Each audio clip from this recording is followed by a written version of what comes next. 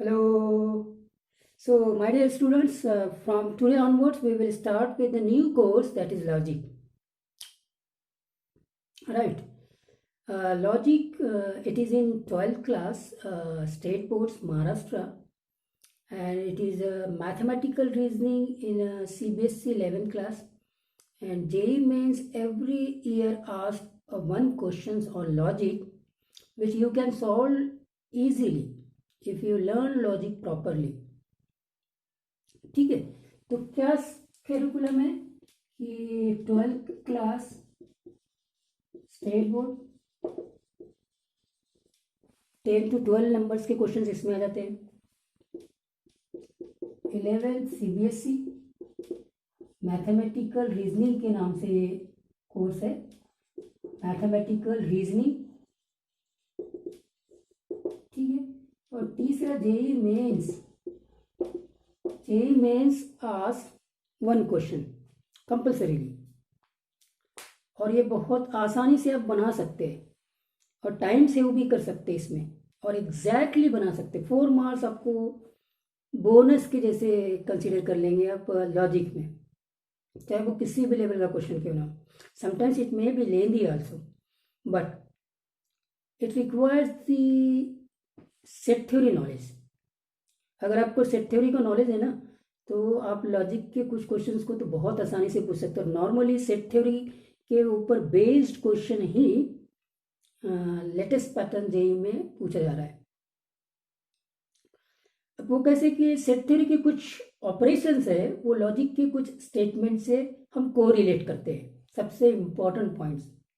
तो आपने अगर सेट थ्योरी पढ़ लिया है, सेट थ्योरी में जो वेन डायग्राम हमने पढ़े थे, और उस वेन डायग्राम में वेरियस सेट्स ऑपरेशन जो हमने रिप्रेजेंट किया था, तो उनको यहाँ यूज करके हम लॉजिक के प्रॉब्लम्स को आसानी से सॉल्व करेंगे। हम देखेंगे कोर्स में आगे कैसे वो आसानी से सॉल्व हो सकते हैं।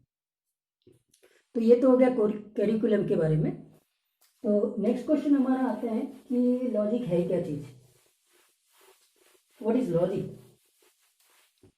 तो लॉजिक क्या है, एक हमें टूल प्रदान करता है। It provides a tool to make a conclusion on the basis of given set of information, ठीक है। तो एक सेट ऑफ इंफॉर्मेशन रहेगा और यहां से हमको कुछ कंक्लूजन निकालना है, कंक्लूजन, ठीक है। तो ये जो सेट ऑफ इंफॉर्मेशन है ना, उसको यूज करके भी हमको कंक्लूजन निकालना है। ये लॉजिक इस प्रकार का टूल हमें प्रोवाइड करता है। अब सबसे इंपॉर्टेंट पॉइंट्स बता रहा हूँ। एक तो मैंने अभी बोला था कि सेट थ्योरी का यूज नॉलेज होना चाहिए, यहाँ पे हम यूज करेंगे। दूसरा important points, keep your emotion away from logic. अब keep your emotions away from logic का मैं क्या मीनिंग बता रहा हूँ आपको, ध्यान से सुनिएगा। कि डेली लाइफ में आपने जो एक्सपीरियंस किया है, what you have experienced in daily life situation, what you have learned, what you know, क्या आपने पढ़ा है, क्या आप जानते हो, और क्या आप डेली लाइफ में एक्सपीरियंस किए हो, इसको तो लॉजिक से बिल्कुल दूर रखना। लॉजिक में सिर्फ और सिर्फ जो इंफॉर्मेशन दिया हुआ है, इंफॉर्मेशन को, सेट ऑफ इंफॉर्मेशन को हम लोग प्रीपोजिशन बोलते हैं। प्रीपोजिशंस, जो इंफॉर्मेशन दिया होता है ना, उसको हम प्रीपोजिशन बोलते हैं। और on the basis of preposition we make some conclusion. जो रिजल्ट आता है ना, उसको हम कंक्लूजन बोलते हैं। वो कंक्लूजन सिर्फ और सिर्फ इस प्रीपोजिशंस के बेस पे ही आपको निकालना पड़ता है। और बाकी चीज आप क्या जानते हैं, क्या आपने पढ़ा है और क्या आप डेली लाइफ में एक्सपीरियंस करते हैं, उसको बिल्कुल भी यूज नहीं करना है। एक एग्जाम्पल मैं बताता हूँ आपको। जैसे मैंने बोला, all teachers are planet first, and all planets are apples। देखिए, पहली बात मैंने बोला था कि डेली लाइफ में जो आप एक्सपीरियंस करते हैं उसको इससे बिल्कुल दूर रखें। तो all teachers are planet, sir ये कैसा सेंटेंस है ना। ऑल टीचर्स आर प्लैनेट, आप मुंह मत देखिए कि टीचर्स प्लैनेट हो सकते हैं कि नहीं, या प्लैनेट टीचर्स हो सकते हैं कि नहीं, उसको आपको नहीं देखना है। आपको ये देखना है कि इन्फॉर्मेशन ये दी हुई है कि सारे के सारे टीचर्स प्लैनेट है और सारे के सारे प्लैनेट्स एप्पल्स है। प्लैनेट्स एप्पल होते हैं कि नहीं होते डेली लाइफ में, ये हमारा इंपॉर्टेंस नहीं है। इंपॉर्टेंस ये है कि ये इन्फॉर्मेशन दी हुई है और इस इंफॉर्मेशन के बेस पर मुझे कंक्लूजन निकालना है। अब देखो, एक तो ये हो गया। दूसरा सेट थ्योरी भी कैसे काम आता है। All teachers are planet, suppose करो ये टीचर्स है और सारे टीचर्स प्लैनेट्स है, ठीक है। इसका तो यही मतलब हो गया। सेट थ्योरी के हिसाब से टीचर का जो सेट है वो सबसेट हो गया प्लैनेट के सेट से, ठीक है। So therefore all teachers are planet and all planets are apples. ये एप्पल्स, इसका ये मतलब है कि जो प्लैनेट का सेट है वो एप्पल के सेट का सबसेट है। तो A is a subset of B and B is a subset of C, automatically A is a subset of C. वो सेट थ्योरी का नॉलेज। तो इसलिए बोला था कि सेट थ्योरी का एक तो नॉलेज चाहिए आपको, दूसरा आपको जो डेली लाइफ में आप एक्सपीरियंस करते हैं या आपने जो पढ़ा है या आप जो जानते हैं उसको दूर रखना पड़ेगा लॉजिक से।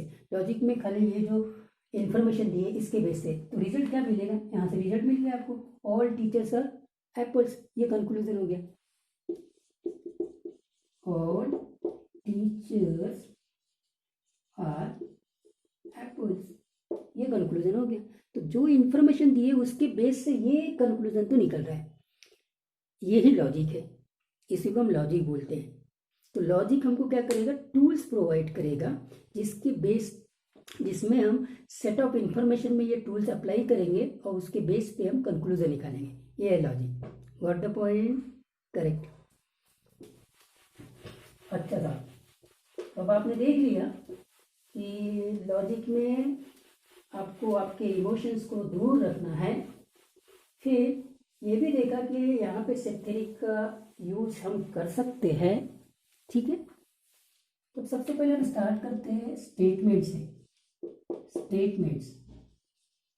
स्टेटमेंट क्या होते हैं?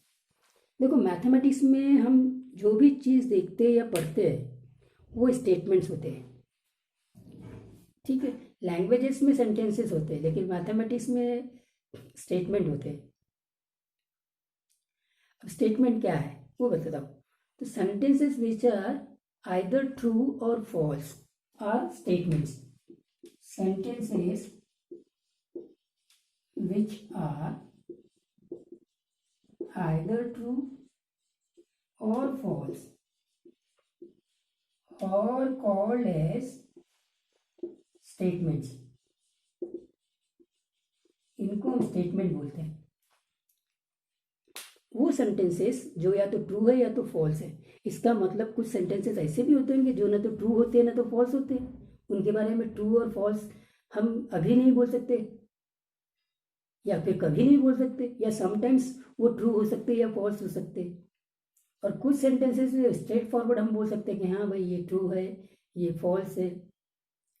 आई बात समझ में? तो अभी हमने क्या देखा है कि सेंटेंसेस जो या तो ट्रू है या तो फॉल्स है उनको हम स्टेटमेंट बोलेंगे। एग्जाम्पल देखते हैं। फर्स्ट, 2 + 2 = 4, ये एक सेंटेंस है। 2 + 2 = 4। दूसरा देखते हैं, 2 + 2 = 5। सर 2 + 2 = 4, आप सब बोलेंगे yes it is correct. It is correct को हम बोलेंगे कि it is a true sentence. क्या बोलेंगे? It is a true sentence and because of that it is a statement. So it is statement, ये स्टेटमेंट है because it is a true sentence. तो true sentence को हम statement बोलेंगे। 2 + 2 = 5, sir it is false, ये wrong है। ये wrong है ऐसा मत बोले आप, ये बोलो it is a wrong statement sentence. It is a wrong sentence and because of that it is a statement. So ये भी क्या है? स्टेटमेंट है। This is also a statement, mind it, ठीक है। तो या तो ट्रू होना चाहिए या फॉल्स होना चाहिए। कोई भी सेंटेंस या तो ट्रू है या फॉल्स है तो वो स्टेटमेंट है। अब हम स्टेटमेंट को भी ऐसे बोल सकते हैं, ट्रू स्टेटमेंट या फॉल्स स्टेटमेंट। जैसे ट्रू सेंटेंस और फॉल्स सेंटेंस, वैसे ही हम ट्रू स्टेटमेंट और ट्रू फॉल्स स्टेटमेंट भी बोल सकते हैं। बट ट्रू सेंटेंस और false sentence are statements. That statements can be true और false. So that is the meaning of statement. फिर ऐसे कौन से सेंटेंसेस है जो स्टेटमेंट नहीं होते? क्वेश्चन ये है, सर ऐसे भी कुछ एग्जांपल्स बताइए जो कि सेंटेंसेस ही है लेकिन स्टेटमेंट नहीं है। लेट्स सी, ऐसे कुछ सेंटेंसेस होंगे जिसको हम देखते हैं जो ना तो ट्रू होंगे ना ही फॉल्स होंगे, तो इनके बारे में बात करते हैं।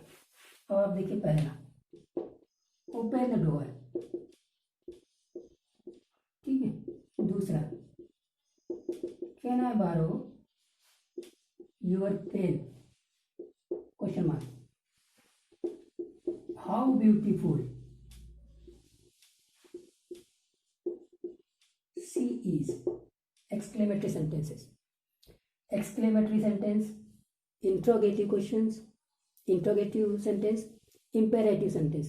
These types of sentence, you cannot say that these are the true sentence or false sentence. कैसे बोलो, हाउ ब्यूटीफुल सी इज, कोई मेरे लिए ब्यूटीफुल होगी वो जरूरी नहीं है दूसरे के लिए भी, correct. So universally you can not say that it is a true statement or a false statement, correct. Similarly, can I borrow your pen or open the door, ये सब सिर्फ और सिर्फ सेंटेंस है, न तो ये ट्रू है न तो ये फॉल्स है। So therefore these are not statements, not statement. So you can say that these sentences like exclamatory sentences, interrogative sentences and imperative sentences are not considered as a statement. They are simply sentence. Got the point? Okay. अच्छा, फिर mathematics में आप कुछ और चीज भी देखते हैं।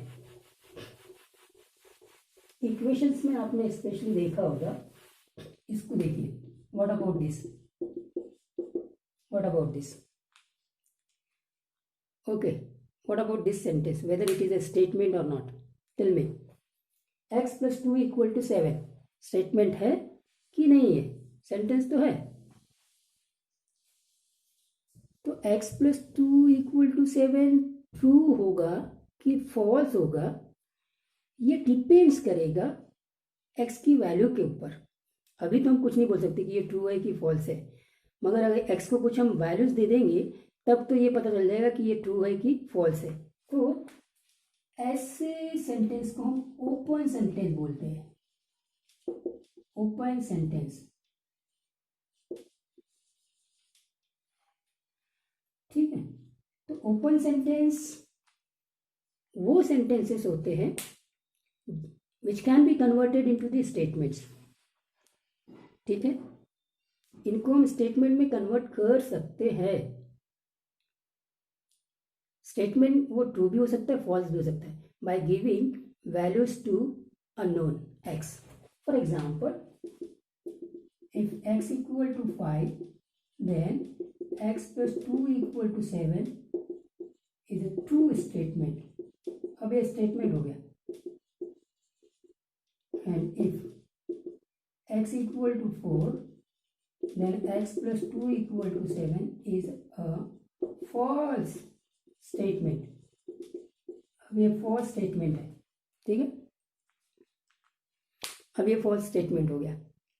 तो ये ट्रू स्टेटमेंट कब बना? जब x को हमने 5 रखा। फॉल्स स्टेटमेंट कब बना? जब x को हमने 5 के अतिरिक्त कोई भी रियल नंबर रख दिया, तो वो फॉल्स स्टेटमेंट हो जाएगा। तो अब ये स्टेटमेंट बन गया, लेकिन यहाँ पे ये स्टेटमेंट नहीं था, ये सेंटेंस था, लेकिन ओपन सेंटेंस था विच can be converted into the statement.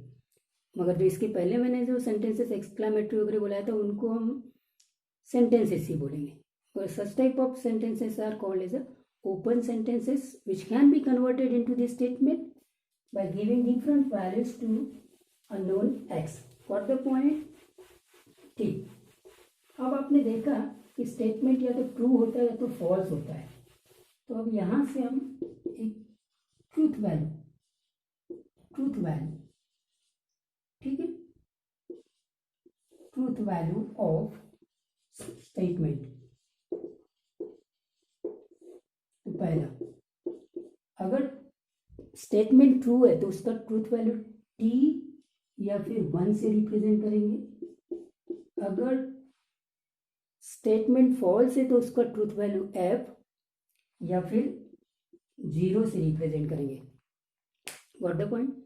If the sentence is true, then its truth value is t or 1, and if the sentence statement is false, statement is true, truth value is t, and if the statement is false, its truth value is f. ये दोनों truth value कहलाती है statement की, या तो T होगी या तो एफ होगी, दोनों साइमल्टेनियसली तो नहीं हो सकता। स्टेटमेंट का एक और खास बात है, स्टेटमेंट इज आइदर ट्रू और false but it can not be both simultaneously. ये डेफिनेशन में भी हम ऐड कर सकते हैं, इट इज आइदर ट्रू और false but it can not be both simultaneously. एक साथ दोनों नहीं हो सकते, या तो ट्रू और फॉल्स दोनों एक साथ नहीं हो सकते स्टेटमेंट में, ये खासियत है। करेक्ट है, ठीक है। तो ट्रूथ वैल्यूज है, ये दोनों ट्रूथ वैल्यूज है T and F for true statement and for false statement. You can also represent by 1 and 0।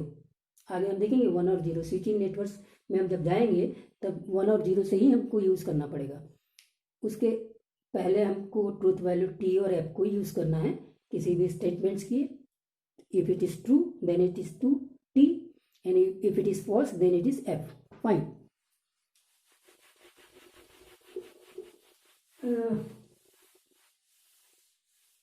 तो टाइप्स ऑफ स्टेटमेंट में आते हैं। Types of statement,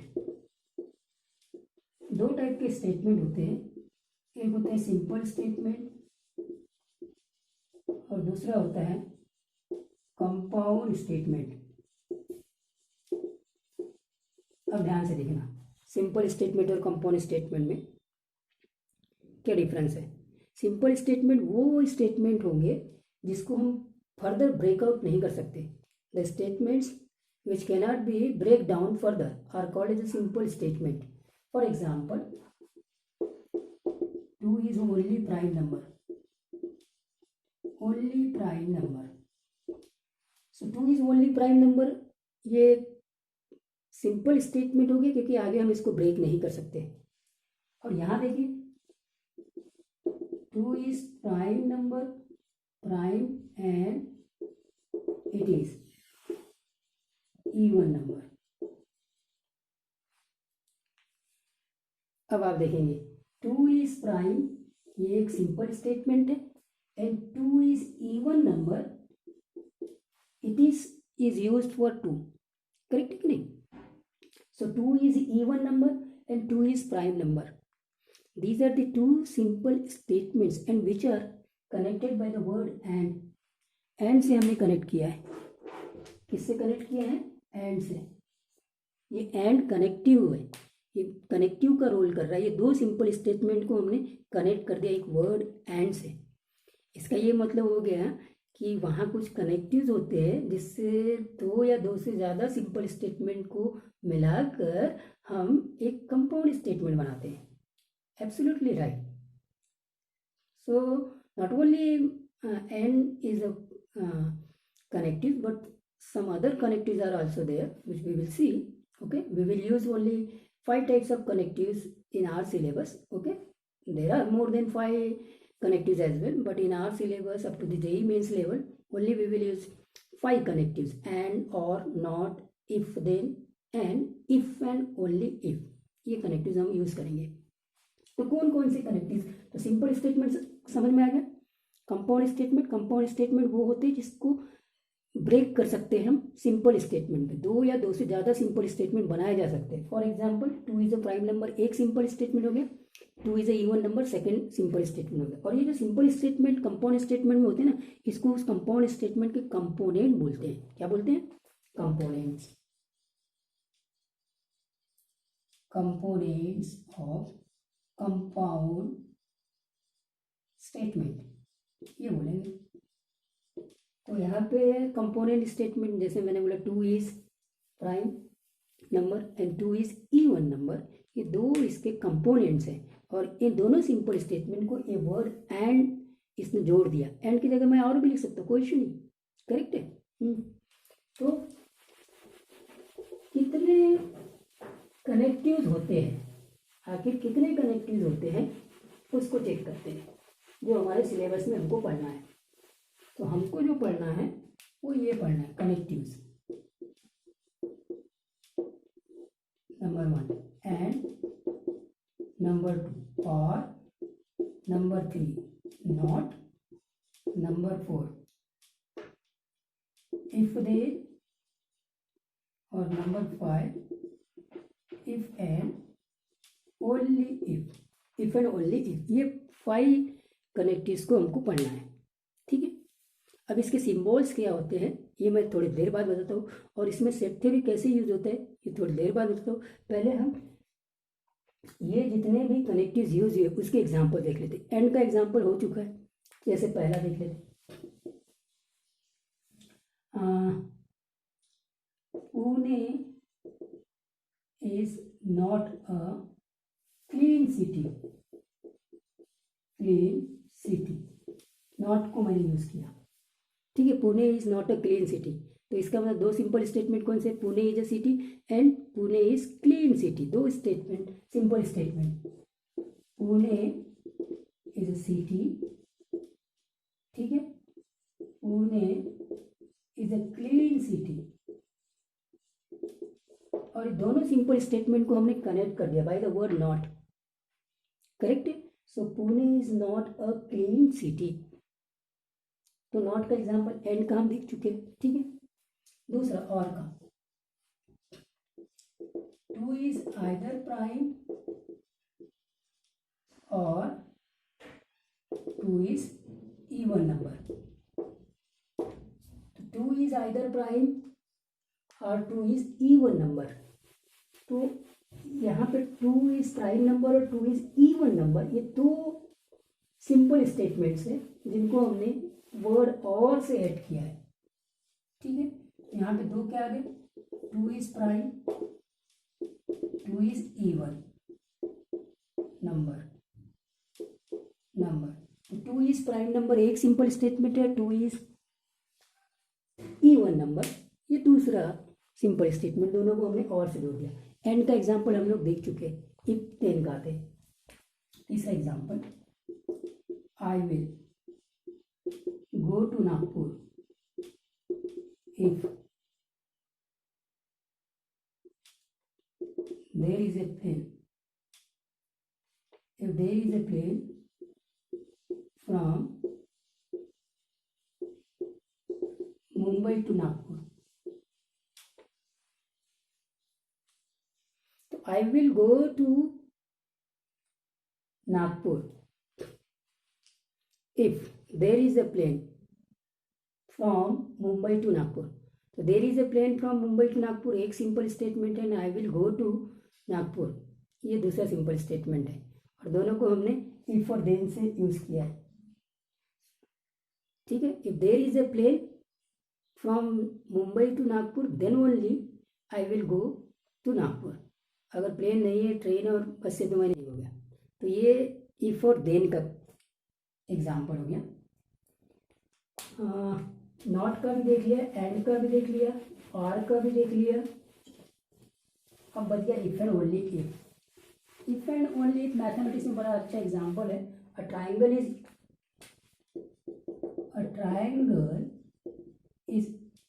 equilateral if and only if it is equiangular. If and only if, ये if and only if से add हो गए दो sentences, a triangle is equilateral, a triangle is equiangular. दो simple statement समझ में आ गया। Triangle is equilateral, a triangle is equiangular, ये दोनों सिंपल स्टेटमेंट को हमने ऐड किया है, ठीक है। Triangle is equilateral, triangle is equiangular, ये हो गया। तो ट्राइंगल इज इक्विलैटरल एक सिंपल स्टेटमेंट है, ट्राइंगल इज इक्विएंगुलर दूसरा सिंपल स्टेटमेंट है, दोनों को इफ एंड ओनली इफ से ऐड कर दिया तो हमारा एक कंपाउंड स्टेटमेंट बन गया। गॉट द पॉइंट, ठीक है। तो ये तो थे हमारे एग्जाम्पल्स कंपाउंड स्टेटमेंट के, और वो भी मैंने 5 जितने भी कनेक्टिव्स है उसके हिसाब से दिया। अब मैं आता हूँ सिंबल्स के ऊपर। कनेक्टिव, अब इम्पोर्टेंटली ध्यान देना, कनेक्टिव्स पहला हमने देखा था एंड, फिर हमने देखा था और, फिर नॉट, इफ देन, और फिफ्थ हमने देखा इफ एंड ओनली इफ। ठीक है, इसका जो सिंबल होगा ना वो ऐसा होगा, ध्यान देना। अब सेट थ्योरी को मैं यूज कर रहा हूँ, आप सेट थ्योरी में ऑपरेशन देखो जो इनसे मिलते जुलते हैं। ठीक है, तो देखो ये तो हो गया इसका साइन, इसका साइन ये हो गया, इसका साइन ये, या फिर ये ऐसे, या फिर ऐसे भी बोलते हैं। ठीक है, और इसका साइन है ये इम्प्लॉइज, और इसका साइन है डबल इम्प्लॉइज। ठीक है, ऐसा साइन सेट थ्योरी में मिलता जुलता कहीं तो भी देखा है आपने? एब्सोल्युटली राइट, इंटरसेक्शन में देखा है, और ऐसा वाला यूनियन में देखा है, और ऑफ कोर्स ये तो कॉम्प्लीमेंट दिख ही रहा है, कॉम्प्लीमेंट। तो सेट थ्योरी के जो ऑपरेशंस है, इंटरसेक्शन, यूनियन और कॉम्प्लीमेंट, इनको आप एज इट इज को रिलेट कर सकते हैं इन स्टेटमेंट से, इन कंपाउंड स्टेटमेंट से जहां एंड और नॉट यूज हुआ है। नॉट ऑल कनेक्टिव्स में हम यूज कर सकते हैं सेट थ्योरी को, लेकिन इनमें हम ये इंटरसेक्शन और ये यूनियन और ये कॉम्प्लीमेंट, ये जो सेट थ्योरी के ऑपरेशंस है, ये वो कंपाउंड स्टेटमेंट जिसमें एंड और नॉट यूज हुआ है उसमें हम यूज कर सकते हैं। और यहाँ पे भी डी मॉर्गन्स लॉ पढ़ेंगे, यहाँ पे भी डी मॉर्गन्स लॉ होगा, जो डी मॉर्गन्स लॉ हमने वहाँ पढ़ा था सेट थ्योरी में, सेम यहाँ पे भी De Morgan's law as it is format में आ जाएगा।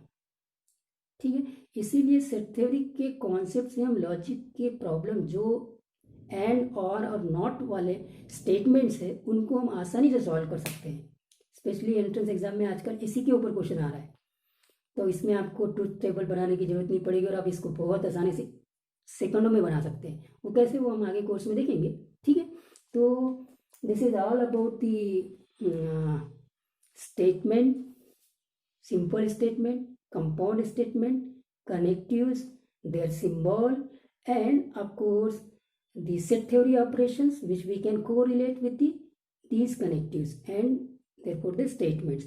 So in the next lecture we will see the compound statement which involves and or and not. करेक्ट, इन तीनों को एक साथ हम अगले लेक्चर्स में चेकआउट करते हैं। Thank you.